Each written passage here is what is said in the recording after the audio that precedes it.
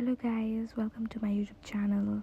So today I will be asking the international students about how is their life and some suggestion for the upcoming students. So let's get started.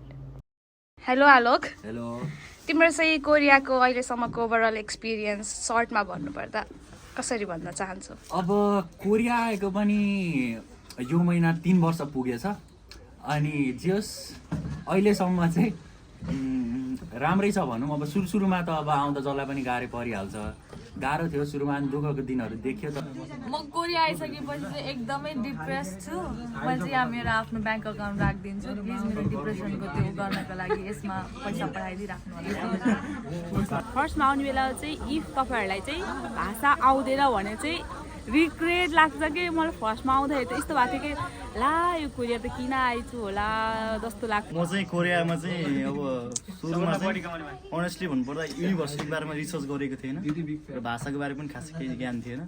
University चाहिँ हाम्रो चाहिँ अलिक गाउँ एरियामा परेको छ। अब यसमा चाहिँ खासै अब डेभलपको हिसाबले चाहिँ ट्रेनहरू खासै नचल्ने, भनौँ न कामहरू पनि खासै नपाउने त्यस्तो खालको छ।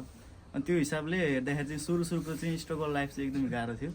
काममा चाहिँ भनौँ न अब पार्ट टाइम कामहरू गर्नु पऱ्यो, 2 दिन कलेज जाने, पार्ट टाइम कामहरू गर्नको लागि चाहिँ अब नर्मली हामी चाहिँ एग्रिकल्चरमा काम गर्न जान्थ्यौँ। म चाहिँ अब गाउँमा अलिअलि काम गरे भएर मलाई खासै गाह्रो भएन। मसँग काम गर्ने साथीहरू चाहिँ अब कहिले काम नगरेको होइन, अब सहरमा हुर्केका उहाँहरूलाई चाहिँ अलिक गाह्रो भएको थियो।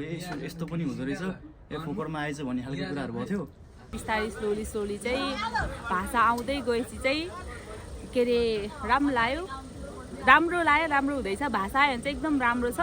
अनि हजुरहरूले चाहिँ एकदम स्ट्रङ माइन्ड सेटअप गरेर आउनुपर्छ कि यहाँ चाहिँ रेसिजमहरू चाहिँ एकदम हुन्छ कि लाइक अब सिनहरूको बारेमा अब सबैको बारेमा चाहिँ अलि युज हुन्छ। अनि साउहरू कुनै राम्रो हुन्छ, कुनै चाहिँ नराम्रो हुन्छ। अब हामीले काम गर्दै गयो चाहिँ यस्तो राम्रो गर्छ नि, जब काम हामीले छोड्छु भन्छ नि त्यो बेलामा चाहिँ कस्तो कुकुरलाई जस्तै ट्रिट गर्छ कि यहाँको साउहरूको चाहिँ त्यस्तो माइन्ड सेटअप हुन्छ। अनि एकदम स्ट्रङ भएर आउनु। भाषा आयो भने चाहिँ एकदम राम्रो छ, आएन भने चाहिँ माइन्ड प्रिपेयर गरेर आउनु कि हामीले त यहाँ आउने बेलामा काम कस्तो गर्नुपर्छ इमेजिन नै गरेको थिएन। त्यस्तोको लागि चाहिँ एकदम जो पनि अब स्टुडेन्ट भिजामा आउँदै हुनुहुन्छ उहाँहरूले चाहिँ मेन कुरा भनेको यहाँको कल्चर र भाषाको बारेमा चाहिँ अलिक रिसर्च गरेर आउनु होला। अनि मेन भनेको युनिभर्सिटी चुजमा चाहिँ ख्याल गर्नु पऱ्यो कि त्यो युनिभर्सिटी चाहिँ गाउँमा छ कि भनौँ न अब कतिको डेभलप एरियामा छ। सिटीहरूमा गऱ्यो भने चाहिँ डेभलप एरियामा चाहिँ गऱ्यो भने चाहिँ तपाईँको चाहिँ के हुन्छ भने मेन भनेको कामहरू खोज्नु सजिलो हुन्छ। अब कन्सल्टेसन चाहिँ के भन्छ भने यस्तो हुन्छ उस्तो हुन्छ, अब चाहिँ मान्छेलाई चाहिँ लग्यो डिपेन्डेन्ट लान पाउँछ भन्ने, त्यो चाहिँ स्टुडेन्टले पाउँदैन भन्ने पनि हुन्छ होइन, लगभग पाउँदैन। त्यो हिसाबले चाहिँ अब काम पाउँछ जति नै गर्न पाउँछ भन्ने खालको चाहिँ छैन। पहिला आफूले चाहिँ भाषा चाहिँ सिकेर आउने, बेसिक भाषाहरू सिकेर आउनु। म त सकेसम्म नआउनु भन्छु, सकेसम्म चाहिँ अरू अब अस्ट्रेलियातिर मिल्छ भने कहीँबाट केही नभएपछि नेपालमा पनि सक्दिनँ म, केही गर्न सक्दिनँ भनेपछि मात्रै आउनु। आयो भने स्ट्रङली मेन्टली स्ट्रङ भएर आउने, अलिअलि कामहरू सिकेर आउने, अलिअलि स्किल चाहिँ केही लिएर आउनुपर्छ, त्यसपछि मात्रै राम्रो हुन्छ। त्यही हो। अब सबसे सुरुमा त नआउ भन्छु होइन, तर अब आउनु नै छ भने चाहिँ अब अलिकति मेन्टली प्रिपेयर भएर आउनु। अब यहाँनिर अब एआरसी नआउन्जेल अब कामहरू गर्न पाइँदैन, त्यो कुराहरू चाहिँ अलिकति बुझेर आएको अलिकति राम्रो हुन्छ।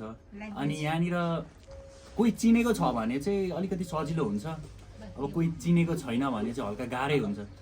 त्यसैले हल्का मेन्टली प्रिपेयर्ड। अनि भाषा चाहिँ एकदमै इम्पोर्टेन्ट हो, भाषा चाहिँ एकदमै पढेर आउनु, सकेसम्म टपिक पास गर्नु, नसके चाहिँ हल्का पढेरै आउनु, त्यति हो।